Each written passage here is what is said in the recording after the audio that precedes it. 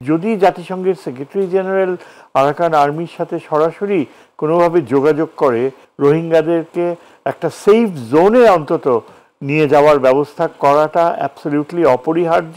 যতদিন প্রফেসর ইউনুস রয়েছে বাংলাদেশের দায়িত্বে ততদিন আমার মনে হয় একটা না একটা উপায় বের হবে। এই যে সফরটা আসলো এর পেছনে অবশ্য একটা অত্যন্ত পজিটিভ নোট ছিল যে প্রেসিডেন্ট ট্রাম্পের এই সব কিছু কাটছাটের যুগেও মাত্র 2-3টা দেশে তিনি এখনো আমেরিকান সাহায্য বজায় রেখেছেন, তার মধ্যে একটি ইসরায়েল, একটি ইজিপ্ট এবং তৃতীয় হচ্ছে বাংলাদেশের রোহিঙ্গা বিষয়ে। এই যে সাহায্যের প্রক্রিয়াটা অনেকাংশেই অব্যাহত, যদিও কিছুটা শর্টফলস হবে, এটাই একটা আমার মনে হয় বড় অনুপ্রেরণা ছিল যে জাতিসংঘের সেক্রেটারি জেনারেলের বাংলাদেশ সফরটা এটা রোহিঙ্গাদের বিষয়েই বেশি ফোকাস ছিল।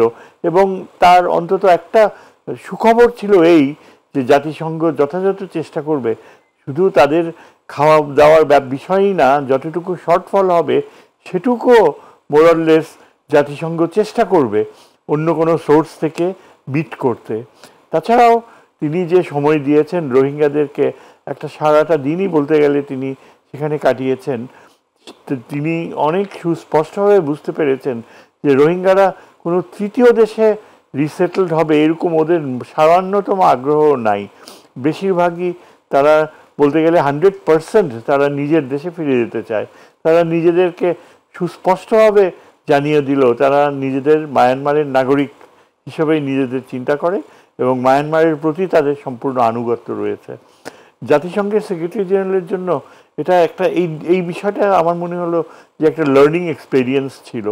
তাদের যে অত্যন্ত স্পষ্ট স্বতঃস্ফূর্ততা এবং নিজের দেশে ফিরে যাওয়ার ব্যাপারে তাদের যে অত্যন্ত গভীর আকাঙ্ক্ষা, এটা এখন আমার ধারণা যে আমাদের প্রফেসর ইউনুসের সাথে তার যে আলোচনা হবে, স্পেশালি ডক্টর খলিলুর রহমান যিনি হাই রিপ্রেজেন্টেটিভ এবং যার দূরদর্শিতা রয়েছে, প্রচুর অভিজ্ঞতা রয়েছে জাতিসংঘে, তার মাধ্যমে তিনি যেসব রাস্তা বাতলে দেবেন সেখানে দেখা যাবে যে হয়তোবা আরাকান আর্মির সাথেও যে সংযোগ অলরেডি স্থাপন করেছে সে বিষয়ে জাতিসংঘের সেক্রেটারি জেনারেল আমরা আশা করি যে এটাকে এক ধাপ এগিয়ে নেবে।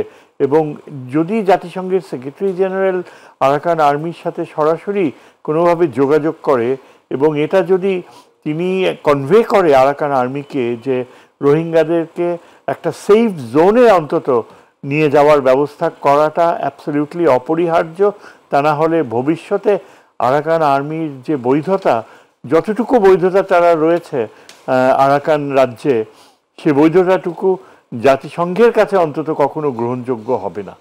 এইরকম একটা শর্ত যদি, এইরকম একটা বার্তা যদি তিনি আরাকান আর্মিকে পৌঁছে দেন, এটা আমার মনে হয় একটা বড় ধরনের কূটনৈতিক প্রভাব ফেলবে। স্পেশালি রাখাইন জনগোষ্ঠী যাদের একটা বড় অংশ রোহিঙ্গাদের ব্যাপারে নেতিবাচক, তাদের এই মনোভাবটা ফিরিয়ে আনার ব্যাপারে আমার মনে হয় এই জাতিসংঘের সেক্রেটারি জেনারেল সবচেয়ে প্রভাব রাখতে পারে। যে ভবিষ্যতে যদি আরাকান রাজ্য স্বাধীনতা ঘোষণা করতে চায়, আরাকান আর্মি যদি এমনকি স্বাধীনতা না হলেও যদি সর্বোচ্চ স্বায়ত্তশাসন অর্জন করতে চায় আন্ডার একটা ইউনাইটেড ফ্রন্ট যে সরকার হবে, কিংবা যদি তাতমাদাও পরবর্তী সরকার হবে, সেখানে জাতিসংঘের কাছ থেকে একটা স্বীকৃতি, একটা বৈধতা পাওয়ার জন্য এমনও হতে পারে যে তারা এই ধরনের বার্গেইনে রাজি হয়ে যেতে পারে যে তারা রোহিঙ্গাদের ফেরত নেবে। জাতিসংঘ কি সেই সময় সেরকম শর্ত দিতে পারে?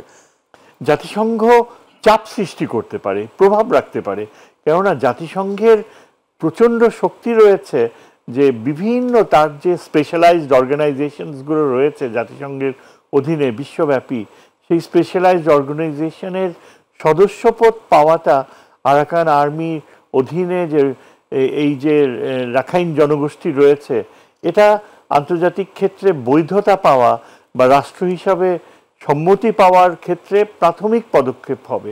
কেননা আমরা জানি যে এই যে প্যালেস্টাইন, পিএলও, তারপর এমনকি বাংলাদেশের অভ্যুদয়ের বেলায়ও কিন্তু জাতিসংঘের স্পেশালাইজড বিশেষায়িত অর্গানাইজেশনগুলো ইনডিরেক্টলি যোগাযোগ স্থাপন করেছিল। এখন পর্যন্ত আমরা দেখতে পাই যে আরাকান আর্মি কিন্তু একেবারেই জাতিসংঘের সাথে কোনো রকমের যোগাযোগ বা সহযোগিতা পাওয়ার কোনো আশ্বাস বা সম্ভাবনা পায়নি। সেদিক থেকে চিন্তা করলে আমাদের এই যে 4 দিনের সফর এবং সুস্পষ্টভাবে রোহিঙ্গা জনগোষ্ঠীর যে আকুতি এবং আমাদের প্রফেসর ইউনুসের যে একটা যে সংযোগ রয়েছে বিশ্বব্যাপী, স্পেশালি জাতিসংঘের যেসব গুরুত্বপূর্ণ সদস্য মার্কিন যুক্তরাষ্ট্র, ব্রিটেন যতখানি সমর্থন দিতে পারে এই প্রক্রিয়াকে, সেটা আমার মনে হয় আগামী 1 বছরে, আমি যদি ভুল শুনে না থাকি, তিনি কিন্তু এরকম একটা আশ্বাসও দিয়েছেন যে তিনি আশা করছেন যে আগামী বছরে এই সময়ে হয়তো তারা নিজেদের মাতৃভূমিতে ফিরে যেতে পারবে। ধন্যবাদ স্যার আপনার কাছে।